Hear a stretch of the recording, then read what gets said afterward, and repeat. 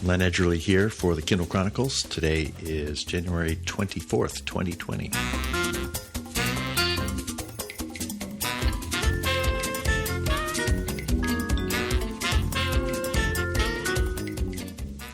I am recording in our home in Cambridge, Massachusetts. I'm at my standing desk, and it's 10 o'clock at night, and I'm standing up, so that I think I might be a little more alert in the standing position than sitting down. This is a special episode of the show which developed because of a series of coincidences that I'll tell you about, and it has to do with podcasting. I think sometimes I've stepped back to talk about podcasting, departing from the usual topics of ebooks, Kindle, Amazon, authors, and I'll tell you how this happened. Last week, I had some material that I was sending to a friend of mine, Ben Beach, who is working on a book about my mother. And my sister Stephanie has a lot of Mom's letters and journals, really precious things, which Ben is working on in a very organized way to write an amazing account of her life. And she passed in August. So I had this material. I took it to the Staples store near our house, about a mile away in Fresh Pond in Cambridge, because they have a UPS capability, and had it all boxed up and got some good help from the fellow to decide what would be the best way to make sure that all of this irreplaceable material got to Ben in Bethesda, Maryland. And in the process of that, I noticed that the store has been going under dramatic changes. It used to be just kind of a standard place where you'd buy office supplies, kind of like Office Depot and that we have in Denver. And it's just a really great store where you can go and buy stuff. But they've been changing it over the past few months that I've seen it. And one thing which I noticed on this visit last week was that there was something that looked like a studio, that as you went into the store, there was a glass room, and in it, there was a table, and there were 4 really high-quality looking microphones. So I asked the fellow that had helped me with the package, what's up with this? And he said, well, that's our podcasting studio. And I said, really? So I ended up talking with a fellow named Jason. I think he was the store manager. And it turns out that Staples, which was founded in 1986 here in Massachusetts by a man named Tom Stemberg, you'll hear more about him later, and has in recent years been undergoing a dramatic transformation into a place that has to do with coworking. And they're calling it Staples Connect on the website, which is getting ready for the big launch of this February 5th. It says that Staples Connect is a reimagined store with co-working, podcasting, and community spaces where professionals, teachers, and students of life can connect and grow together. Now we do more than supply your success. We offer a place that inspires sharing and hands-on learning. As it happened, there was a reception coming up a couple of days after I had mailed that package, and the store manager asked me to come back, and he said the people who are in charge of developing the podcasting part of this initiative would be there and that I would have a chance to meet them.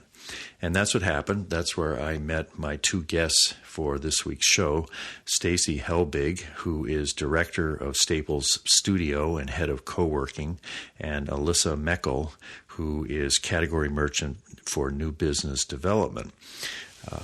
We visited at the reception. There were a lot of people coming in to check out the new Staples Connect store, and we decided that it would be interesting to record this episode of the Kindle Chronicles in the new studio space so that I'd have a chance to see what it was like and learn more about this intriguing foray into podcasting by what had been a kind of traditional office products superstore chain in the past.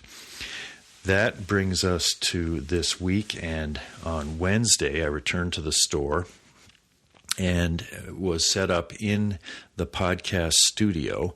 There I've seen, if you watch Leo Laporte or other people that have set up studios, this looked like that. There were 4 microphones coming up out of a table on arms, and they were Rode. I'm pretty sure they were Rode Procaster microphones. I know they were Rode, so probably about $350 with the boom and the shock mounts.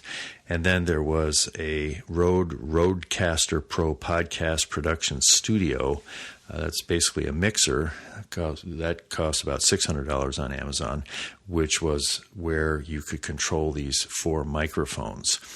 The room itself is glass, and it has all kinds of acoustic capabilities so that as you step out of the main store into this room, everything is quiet. It's like being, sometimes when I've recorded in my closet here, it had that kind of sound quality just in the acoustics of it, as well as this very impressive equipment.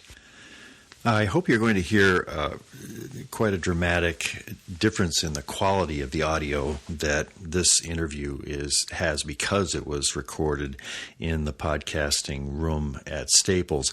But I missed an opportunity when I set things up when Elissa said, would I like her to run the RODEcaster Pro console, or would I like to do it myself? And I mistakenly said, I'll do it, because I sort of knew what a mixer did, and for each microphone I could move up a dial so that it was loud enough but it wasn't clipping.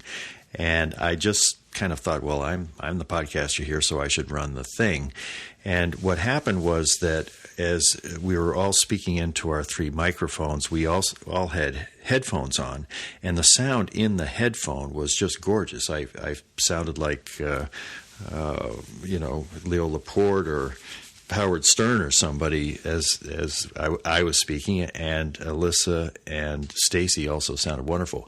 But what I didn't realize is that what I was hearing in the headphones was not necessarily what was being recorded, and if I had had a more careful sense of those controls, or if I had just turned it over to Elissa, the audio would have been much better.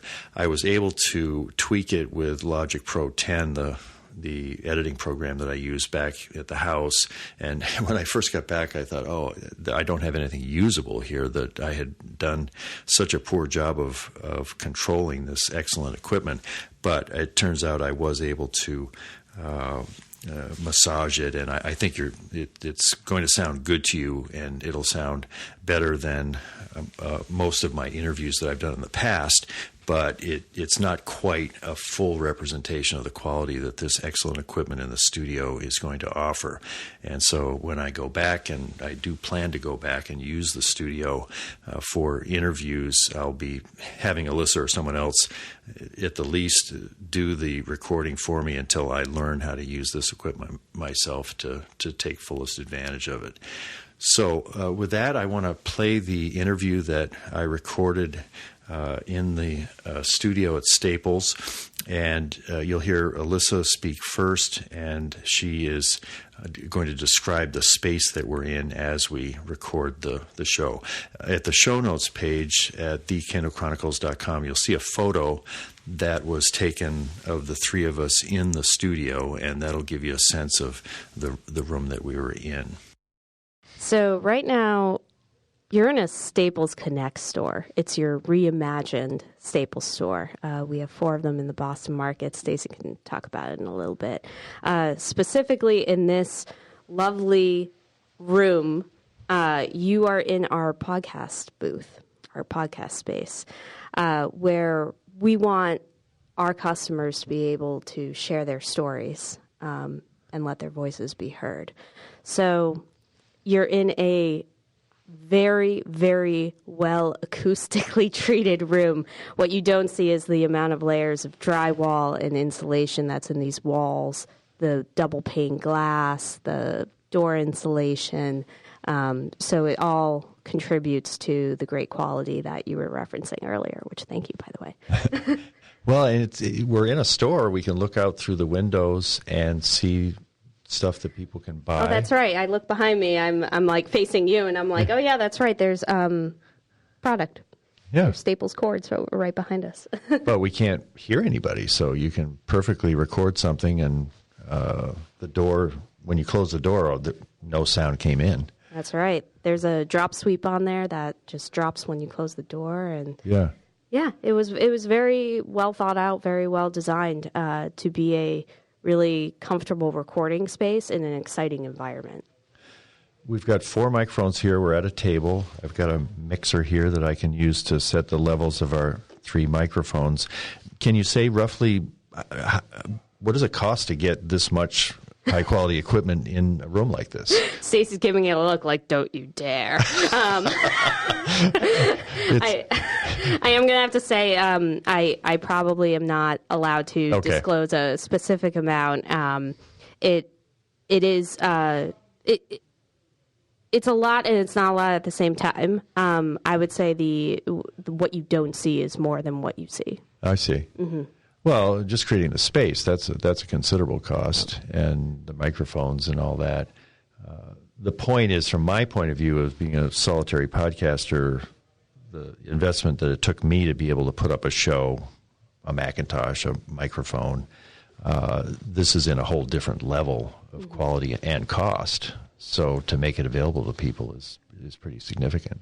And then I would also add the consistency factor. So we're in the Cambridge, Massachusetts store. We've got 6 other podcast locations that'll have the same consistent look, feel, state-of-the-art equipment. So if you were in our Brighton, Massachusetts store and you wanted to do a podcast and remote in and what have you, you would not have any issue with getting on just like you did today. That's maybe a good place to go big picture in the plans to the extent that you can talk about it. But there are over 1,000 Staples stores that's just the U.S. or U.S. and Canada. How many stores do you have total? So we're just over 1,100 stores in the U.S., just under 400 in the Canadian division. We're sister companies, so still under the same umbrella but separate. So for today, we are the largest podcast provider in the U.S. with 7 studios in the Boston area. What kind of, do you hope all 1,100 of those stores will have studios eventually? Or Yes. Okay.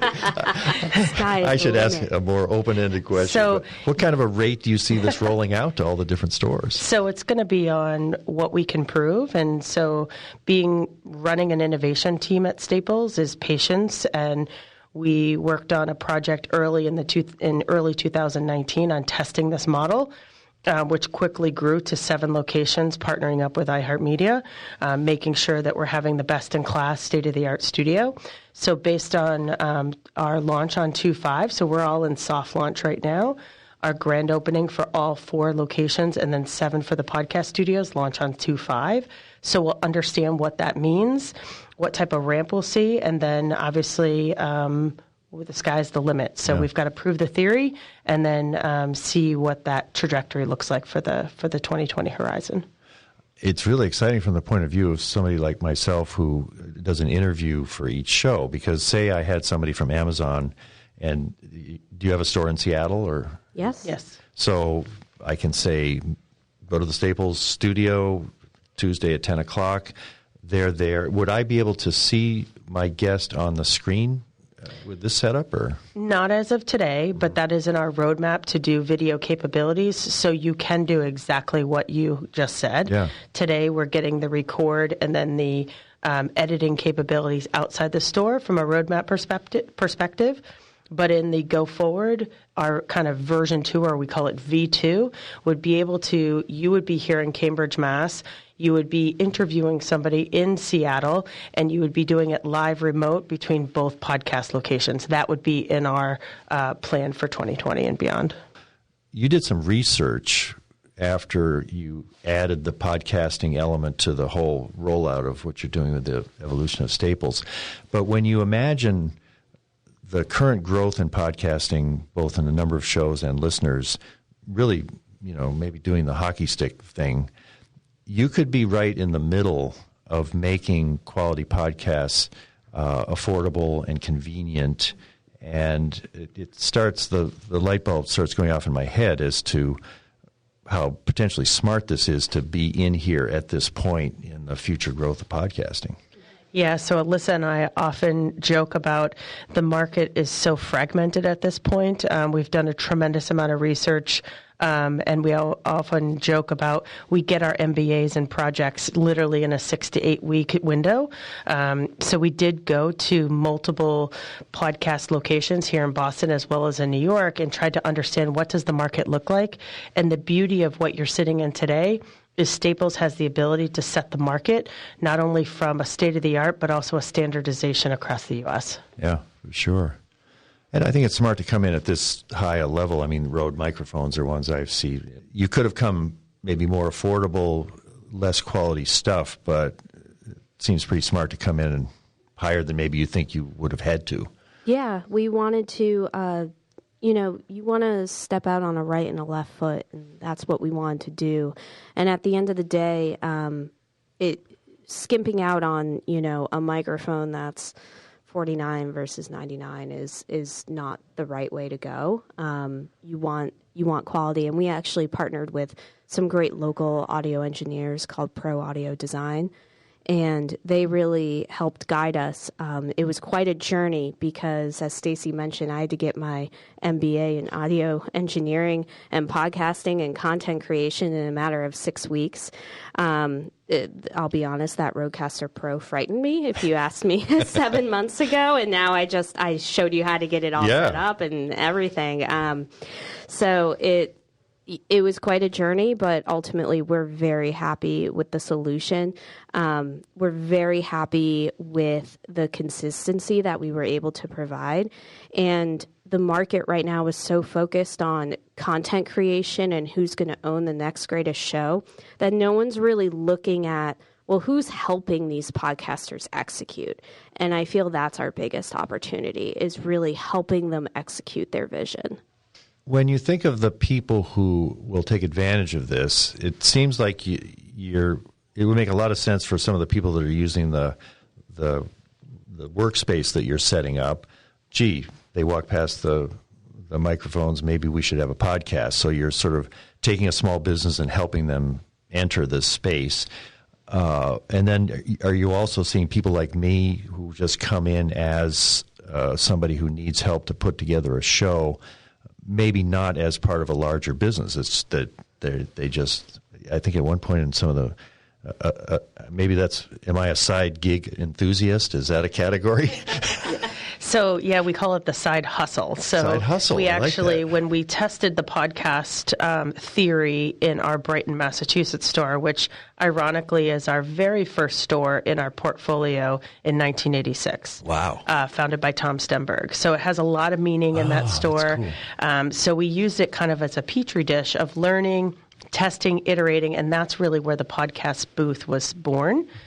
We have a studio member in that location that uses the podcast studio regularly. He's super excited that we've now switched it over to this state-of-the-art facility, and we often joke it's not in a closet anymore. It's actually in a very acoustically sound podcast booth, but he actually does a podcast for the nursing vertical. So it's interesting on who we have in our ecosystem for studio members, who uses it, and the beauty of it. If you are a studio member, it's included in your membership, which is fantastic. So we're really harnessing and kind of doing the say-do ratio of supporting small business. We give those capabilities to them through the podcast studio. I've met Tom. He passed away, didn't he? He did, unfortunately. Yeah. We have an amazing memorial of him in the Brighton, Massachusetts studio. When you walk in his memorial, you see his full face on a full wall. It's inspirational every time you walk in. I always feel like he's always looking over all the projects we're doing. And, unfortunately, he's not here to see the beautiful work that our team has done for his company, but he would be very proud. Yeah. A friend of mine has a barbecue at the Harvard-Yale game every year, and he was a very regular attendee on the Harvard side, as am I. Nice. iHeart Radio. Tell me, I met Brian, I think it was, at the last week, and that's he was explaining to me it's the second biggest producer of podcasts in the country. started out as a radio station, kind of transitioning. But how did they help you in your project? Yeah, so we partnered with iHeartRadio early on. Staples and iHeartRadio were business partners, more on the media side to begin with. So it was kind of leveraging a partnership in different areas of the business. And iHeartRadio has credibility in the space. They currently have what he was referencing is a few hundred of their own shows that are very, very popular, thousands and thousands of downloads every single week. So we look to them as they're podcasting experts. They know what they're doing, and they could help us with preferred partners. They could help us with referring us to some audio engineers that are very credible. And ultimately, what will happen is when you go through our Staples Connect ecosystem to record your podcast, meaning you record in this awesome space, you use our preferred vendors. We're partnering with We Edit Podcasts, who is a centralized podcast editor.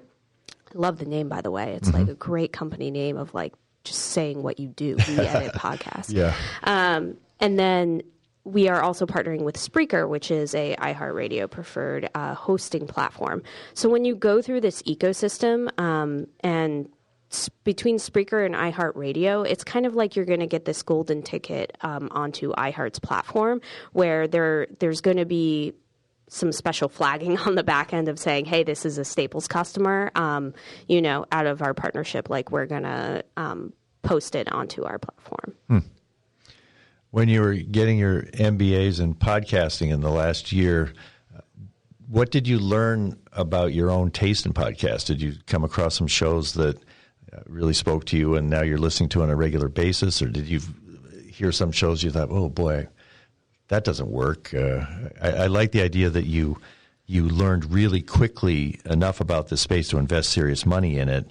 And as listeners, what has been your experience of podcasts in the last year? So being in the co-working industry for about 5 years, one of the ones that resonates that I listen to probably on, I wouldn't say a weekly basis, probably more on a monthly basis, is Everything Coworking by Jamie Russo. She's the president and executive chair of Global Workspace Association. So as we were in the infantile stages of getting this up and running, it's amazing how you learn from podcasting and apply it.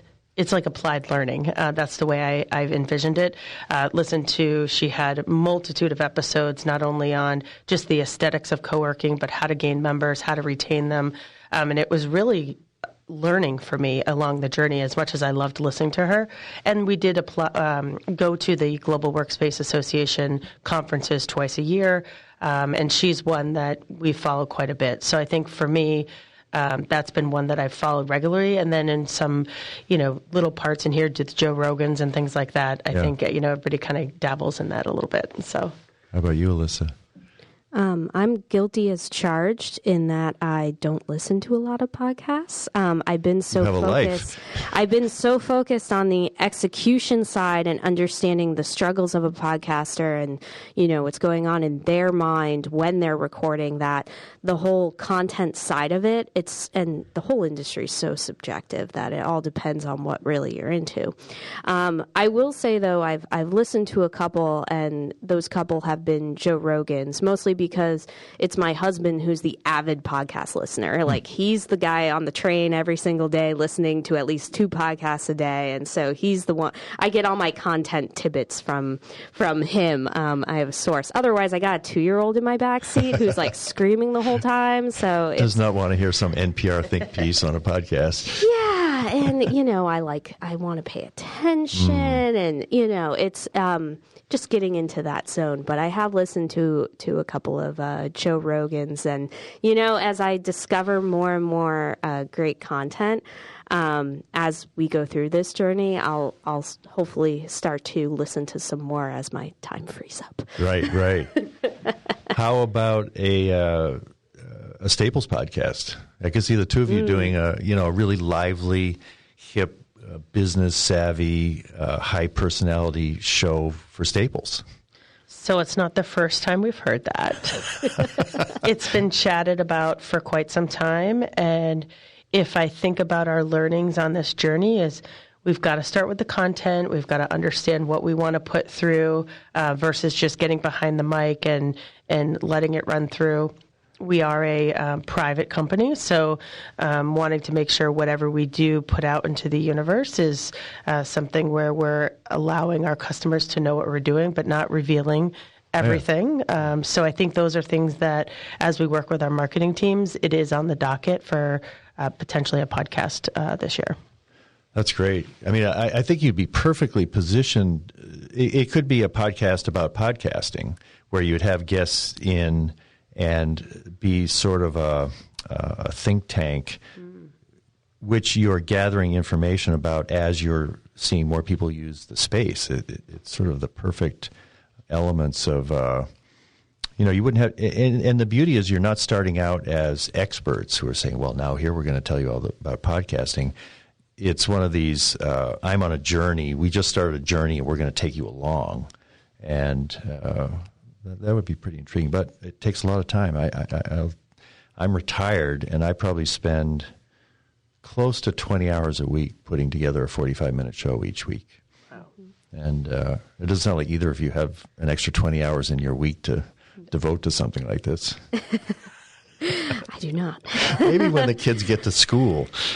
But that's why we have some outsourced partners who can help cut that time. A lot of people, you mentioned yourself in the beginning, a lot of people edit themselves, and so someone like me, I would totally outsource that. Yeah. I would be like, here you go, because it takes up so much time. That's right. I could easily cut my 20 hours down a lot, but if I use those kind of resources. Yep. Yeah. You mentioned Tom Stemberg and the founding of Staples in 1986, the first office superstore, and you probably know the origin story that he's trying to buy something and he can't get it, and he basically thinks, well, there ought to be a store that does that. What's the story? So the story is he was a small business and he ran out of printer ribbon. Do you know what printer ribbon is? Yeah, right. Remember that. Remember those? And he went out to multiple stores, got super frustrated that he couldn't find it. And then when he did, the price was over the top. That was really the origin and the birth of Staples. Being able to support small business, have them come in, give them all the tools that they need to be successful. Because when you start a small business, you end up being wearing multiple hats, CFO, CMO, the janitor, you name it, you're wearing every hat. So that was really his head toward what he wanted to do for the small business customer. Also, the IHOP that is in Brighton, Massachusetts, which is right near our first store, is where he actually wrote his business plan, which is also up on the wall where his memorial is. So we actually tried to buy the booth that was in the IHOP, which is very memorable as well. So his legacy just continues and threads through everything that we do, and really helping to support and harness that small business customer. I can sense that there would be kind of an echo of this, the whole co-working and the connect evolution of Staples. What about that would he recognize compared with what he was doing for small business when he started the company? So much has changed, but I can see there's a through line there. How would you articulate it? Yeah, so it's the evolution on how they work. So today it's a blurred line between home and work, and that blurred line between both and the balance. But it's also on how embracing a small business and being able to work on the means that you need, whether that is in open collaborative space, whether that is in heads down focus space, you have things to get done. The day of an office cubicle in a 10-story building is long gone, 10 years gone. And really WeWork was the pioneer of that in the co-working industry. So being able to harness that small business startup side hustle is something that was ingrained in him on why he started Staples. So being able to pivot to the journey of a small business and knowing that they don't have the infrastructure to have their own places and storefronts, being in a co-working facility allows them to reduce 40% of their overhead on average from an OpEx perspective, allows them to network with other co-working members in the space to help grow their business, and just the social element of it. We're so over digitalized right now with phone and everything. Having that face-to-face communication is really what helps the small businesses grow and foster here. Let's maybe, because we've talked about the booth, and that's obviously what I've been interested in, but if you go a little further into the store, there's a whole much bigger area, and they have a great latte I got from the Keurig machine here. If we walked in through there, what would we see? What are the other physical aspects of the environment you're creating? So from the co-working perspective, so it's called Staples Studio. We've been in co-working for about 3.5 years. We partnered up with WorkBar, a local Boston company, back in August of 2016. We had a journey with them that was quite successful, but unfortunately we had different strategic directions. So in the early part of 2019, we split paths, and they went off into do larger co-working facilities, 25,000 and up square footage. Obviously, you're sitting in a 20,000 square foot store, so we're not necessarily going to be able to do that. So we parted ways. So when you go into the co-working facility here called Staples Studio, you'll find greeted by a studio manager. Think about it as a white glove concierge when you went to a hotel, right? That person is there to greet you, understand what your business needs are, whether you're a prospect and you're touring the facility, or if you're already currently a member, think about that person as that's your go-to personal assistant, anything that you need for the space. There are 3 distinct spaces. The cafe, which is to share, have conversation, mingle with other coworkers. Create, which is more of a area for you to work, no cell phone use. Open shared desking, so you can pick any open desk that's available. And then we also have Focus, which is heads down. Think about like a library. If you need to get work done, you need to be not distracted. So there's 2 types of memberships. There's open desking, so any desk that you see is available for you to rent at any time with a monthly subscription, as well as offices. They come within 1, 2, up to 5+ seats in them, and those are also on a month-to-month basis.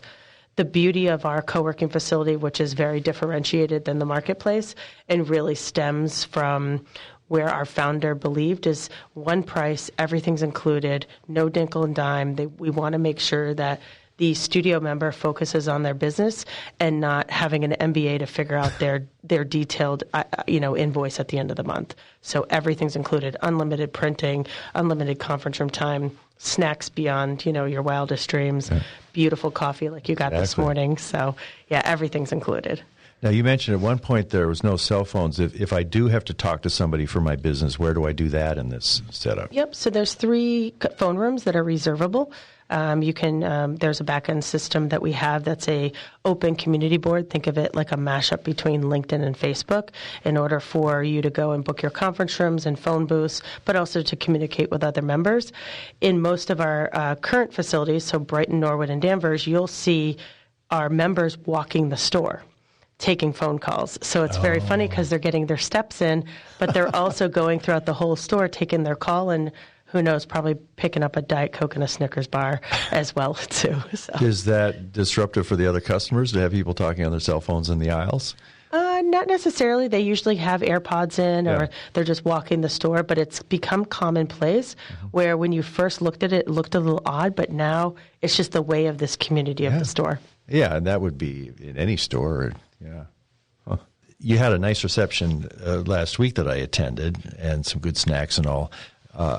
It looked like these were maybe Staples customers that you had invited in to show off. And as they walked by this room and saw the microphones, did anybody come up to either of you and say, "Hey, how does that work? I've got an idea for a show"? Yeah, for sure. We had it naturally draws attention. Like, what is a recording studio doing in this store?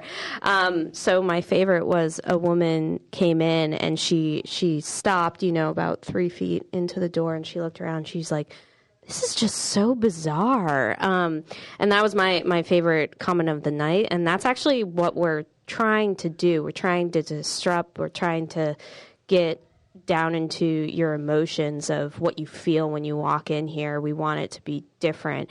And so I think it's going to take a little bit of time for people to know, understand we offer this.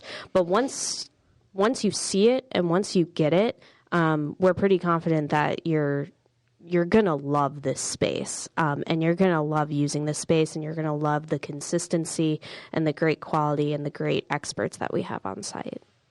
I can see, too, that the space is interesting itself, the way these microphones come up out of the desk. But if routinely you've got people in here and people are walking past on their way to their co-working, I could imagine some kind of a digital display where you're showing on air with the Kindle Chronicles podcast or something. So people would say, well, I wonder what those people are talking about and how can I listen to it? So, see, this is what we're bringing you along for the journey. I'm going to write that down going, hey, when we get video, we got to put one in the corner right there and do live stream out on the monitor. That's a great idea. Yeah, because I think people are curious. Podcasts are interesting because you just listen to them. You never really get to see the person doing it. I mean, the Joe Rogan, some of the big people, I think they're doing video feeds at the same time.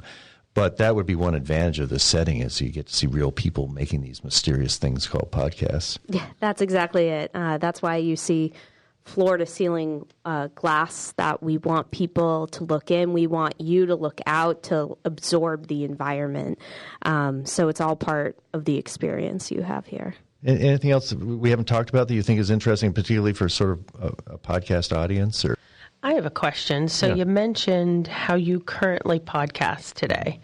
I think you mentioned you use your phone and a microphone that's maybe a little less of quality than what you're doing today. Tell us about, when we start getting underway on this journey, what's the beauty of this for you? Like being able to come in and just be in a Staples store from a cool factor that I'm doing a podcast. Like, tell us why you would actually come into a Staples store and do your podcast. Well, I think the main thing would be the audio quality. It's going to be really fun when I get this home and I put it on Logic Pro and I get it up. It's going to sound like a completely different show than the one I usually do. So that, I think, is the number one draw of this. And then there is something about coming out of the closet. Literally, I do have a closet in my room, which sometimes I record in, but it gets too hot in there. I've got the audio tiles and all this. But that's where this was born. It was born in a closet. Legitimately. Right. Our construction team had a closet. My merchant at the time, I thought he was off his rocker. He says, I want to do a podcast studio. I'm like, what is that? I don't even know what it is. Tell me more. And that's where it was born, out of a 40-square-foot closet? If that. If that. Yeah. That's where it was born. We actually did the soundproofing on the walls. We glued it to, it was the most guerrilla startup that anything you've ever seen.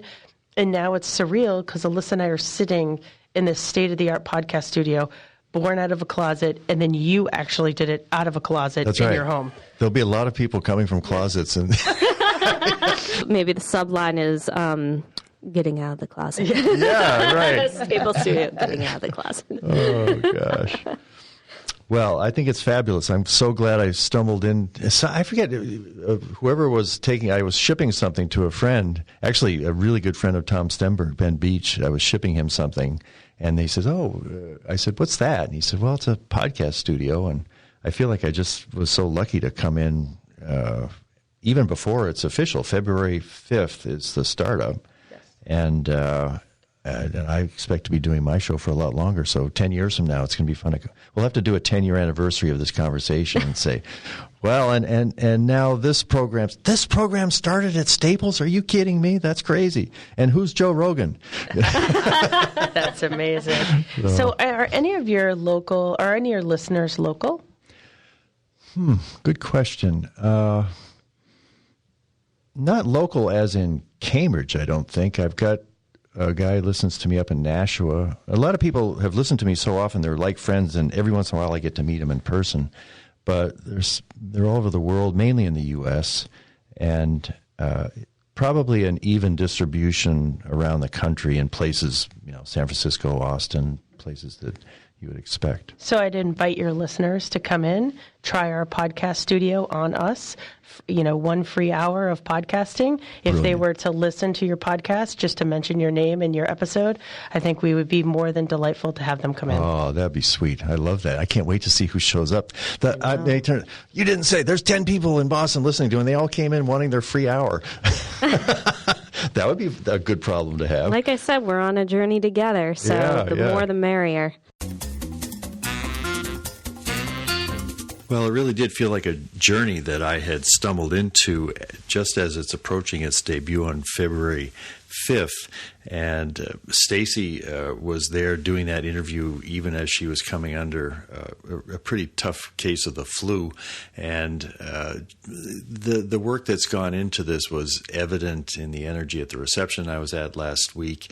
And the creativity, I think you heard it in the story, but what struck me, partly, with my background, having earned an MBA at Harvard and had some experience in business myself, that when a company is undergoing this kind of a transformation, the people who are doing it and who are unleashed to try new things and explore new avenues as part of an overall reimagining of a company, this energy in these two women was noticeable and inspiring to me.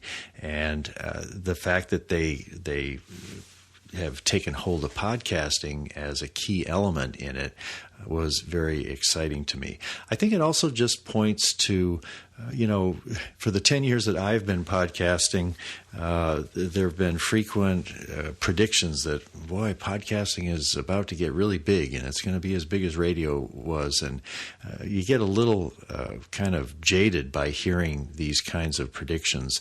But to see a company put resources into actual studios to position themselves for helping people to create podcasts, either corporate customers or people like myself, kind of sole practitioners, I think it's evidence that there really is growth ahead, and it's exciting to see a corporate team take advantage of it and take some risks to position themselves in right smack in the middle of it. And I like to think of 10-year chunks. My dad and I are always talking about decades, and I think it would be fun if 10 years from now, as I approach 80, there's a chance to get back in that same booth or room at Staples here in Cambridge and say, well, what happened? How did that turn out, that podcasting thing that we were talking about back in 2020?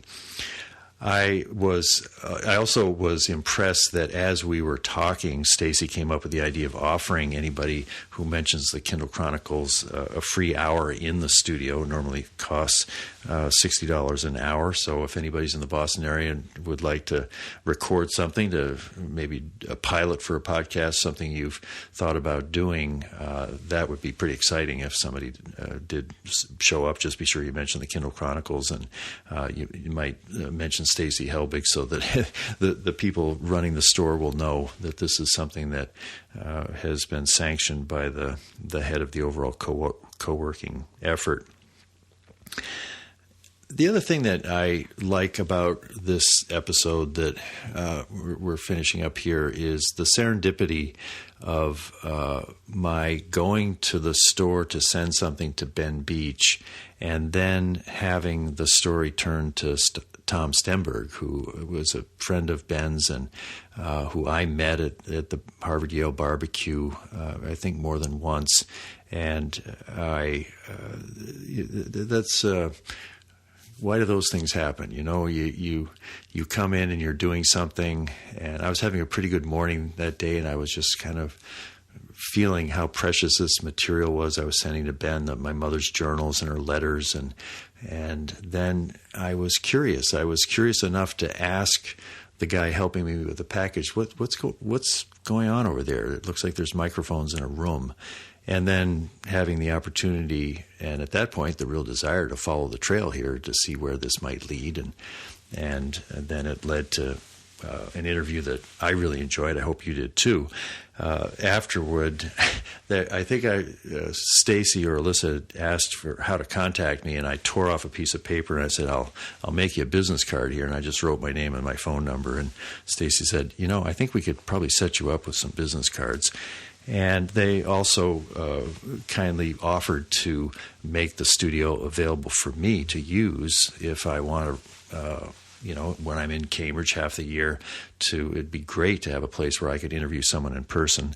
And they have something, I think that maybe some other people, they set up a designation called a Staples Connector. And these are people who have networks of their own, and by being aware of what's happening in this transformation of Staples, that they go into partnership with some benefits, and in my case, benefits, I get some complimentary business cards, which I'll be picking up tomorrow, and also access to this studio. So on my business card, I noted that I'm a proud Staples connector, and I will be somebody that's glad to see how this unfolds and to help spread the word. And if you're near a Staples store and you have a chance to experience some of what's coming in the Staples Connect version of this enterprise, I hope you'll check it out. You might tell them that you heard about it on the Kindle Chronicles. That's it for this week. Darlene and I will be returning to Denver on Sunday, and also our base of operations for the next few months, up until about April, will be our home in Denver, downtown Denver and Lodo. And we'll be coming back a lot to see Dad and the family. We've got some birthdays coming up and some other reasons to be back in Cambridge. And then next week we will be flying to Omaha and then driving to Des Moines to be there timed for the Iowa caucuses. And on this show, I don't inflict my politics on an audience that I know contains people of all different ideology and persuasion. But if you're curious about what we're going to be doing in Des Moines, you can check out my EdgeCast podcast, which is available at iTunes and other places, and also my morning journal that I do each day for it's an Alexa flash briefing. And so I'll no doubt be doing some recordings for the morning journal while we're in Omaha and Des Moines as well. This is Len Edgerly for the Kindle Chronicles, a Staples connector. And thanks for listening. Look forward to talking to you next week. Bye.